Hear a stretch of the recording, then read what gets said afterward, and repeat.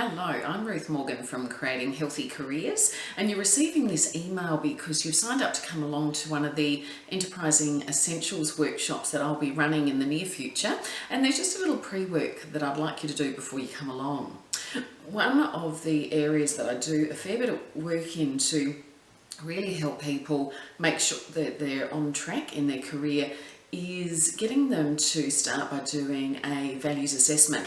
And one of the best ones I've found is Dr. John Demartini, who provides a wonderful assessment tool online. So there'll be a link in this email to direct you where to go. And look, it should only take, I think about 10 or 15 minutes to do it, but it's a fascinating process. So I just wanted to give you a couple of tips while you're going through that little exercise. Firstly, when you're answering the questions, so that by the time you get to the end of it, you can really see, I guess, what the common threads are.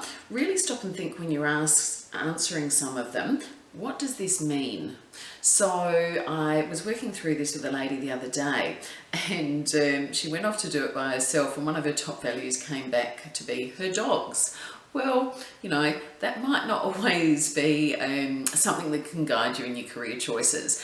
What we needed to drill down to is, what do your dogs mean in your life? What do they bring to your life?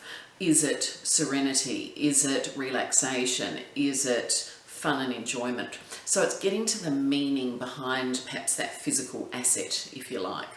The other thing is, when you're answering these questions, you've really got to be honest with you. And the minute the word should pops into your head when you're answering these questions, that is an indicator that you're not answering in a way that's congruent with what's really important to you. And one of the biggest areas that this pops up in is when it comes to family and kids. Now, I'm sure if you've got children, you all love them. That's not what we're here to prove or disprove. What we're looking for is whether, that is one of the top three values in your life at the moment. And parents always feel that they should be, and can be, judge themselves pretty harshly if they don't rate in the top three. So please let go of any judgment. When I did my values assessment, I think my kids came up as 4 or 5 because there were other priorities in my life that I was really focusing on. So, the minute the word should pops into your head, then that is an indicator that you feel that it should be, but it's not really. So dig a bit deeper and look at, well, what is a priority for me?